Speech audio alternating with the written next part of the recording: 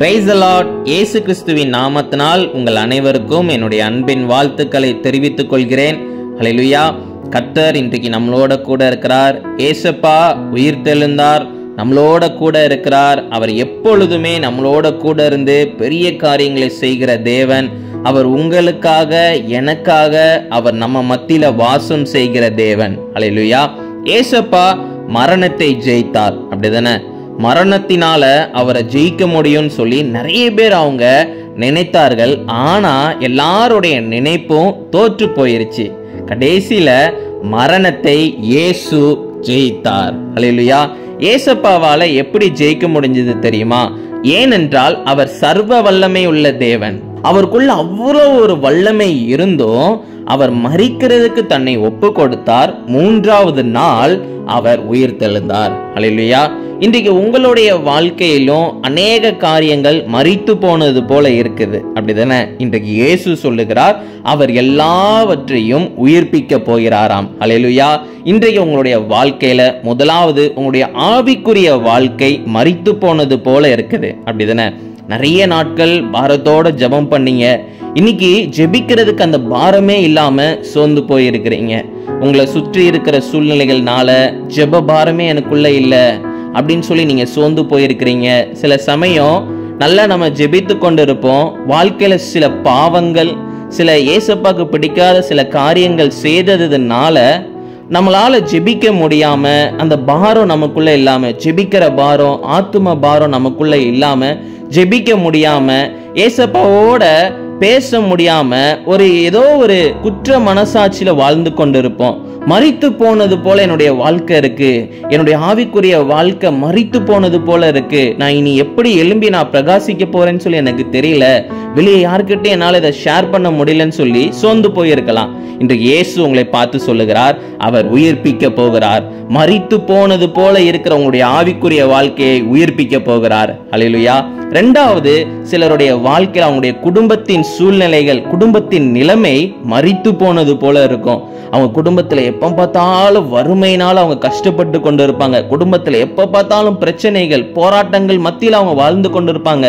சந்தோஷமும் இருக்காது, சமாதானமும் இருக்காது. எங்க குடும்பம் அவ்வளவுதான், முடிஞ்சு போச்சுன்னு சொல்லி நினைப்பாங்க. இன்றைக்கு இயேசு சொல்லுகிறார், மரித்து போனது போல இருக்கிற அவனுடைய குடும்பத்தின் நிலைமை மாறப்போகுது, அவர் மாற்ற போகிறேன்னு சொல்லி அவர் வாக்கு பண்ணுகிறார். மூன்றாவது, சிலருடைய சரீரம் மரித்து போனது போல இருக்கும், பலவீனம். அவ்வளோ ஒரு பலவீனத்தினால அவங்க கஷ்டப்பட்டு கொண்டு இருக்கிறாங்க. அவங்க சொல்லுவாங்க, நான் உயிரோட இருக்கிற மாதிரி தான் இருக்குது, ஆனா நான் மரித்து போனது போலதான் நான் இருக்கிறேன், ஒண்ணுமே இல்லை என்னுடைய சரீரத்துல, ஏதோ உயிர் இருக்குது கொஞ்சம் அப்படின்னு சொல்லி அவங்க வேதனையோட சொல்லுவாங்க. இந்த வேதனையை என்னால தாங்கிக்க முடியல, என்னுடைய பலவீனம் எனக்கு ரொம்ப கஷ்டத்தை கொடுக்குது அப்படின்னு சொல்லி சோர்ந்து போயிருப்பாங்க. இன்னைக்கு உங்களுடைய வாழ்க்கையில நீங்க அப்படி சோர்ந்து போயிருக்கிறீங்களா? ஏசப்பா மரணத்தையே ஜெயித்தார். உங்க வாழ்க்கையில இருக்கிற அந்த பலவீனத்தை ஏசப்பாவால எடுக்க முடியும்.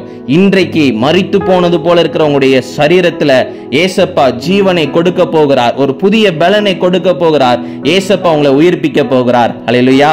ஏசப்பா நிச்சயம் செய்வார். ஏசப்பா நமக்காக தாங்க எப்பொழுதுமே நம்மளோட கூட இருந்து நமக்காக வழக்காடுகிற ஒரு தேவனாக இருக்கிறார். அதனால ஒரு நாளும் நீங்க அழிந்து போயிட மாட்டீங்க, ஒரு நாளும் உங்களுடைய வாழ்க்கை அழிஞ்சு போயிடாது. கவலைப்படாதீங்க, ஏசப்பா உங்களோட கூட இருக்கிறார். அவர் நிச்சயம் உங்களை வழி நடத்துவார். உங்களுடைய குடும்பத்தையும் அவரே பொறுப்பெடுத்து வழி நடத்துவார். உங்களுடைய எதிர்காலம் முழுவதும் அவருடைய கருத்துல இருக்கு. ஏசப்பா எல்லாவற்றையும் பார்த்து கொள்வார். அவர் நம்மளோட கூட இருக்கிற தேவன், அவர் நமக்காக இருக்கிற ஒரு தேவன். அவர் உயிர்த்தெழுந்த இயேசு கிறிஸ்து நமக்காக உயிர்த்தெழுந்தார். இன்றைக்கு உங்களோட கூட இருக்கிறார். உங்களுக்காக எல்லாவற்றையும் மாற்ற போகிறார். உங்களுக்காக எல்லாவற்றையும் உயிர்ப்பிக்க போகிறார். மரித்து போனது போல இருக்கிற எல்லா காரியங்களையும் ஏசப்பா உயிர்ப்பிக்க போகிறார். ஹல்லேலூயா. விசுவாசிக்கிறீங்களா?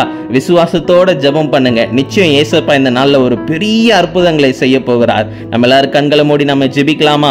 எங்களை நேசிக்கிற நல்ல தகப்பனே, ஏசப்பா நீங்க மரணத்தை ஜெயித்த தேவன் அப்பா, சர்வ வல்லமை உள்ள தேவன். இயேசுவே, இந்த நாள்ல பிள்ளைங்க வாழ்க்கையில இன்னைக்கு எந்தெந்த காரியங்கள் எல்லாம் மரித்து போனது போல இருக்குதோ, இயேசுவே நீங்க உயிர்ப்பீங்க சுவாமி.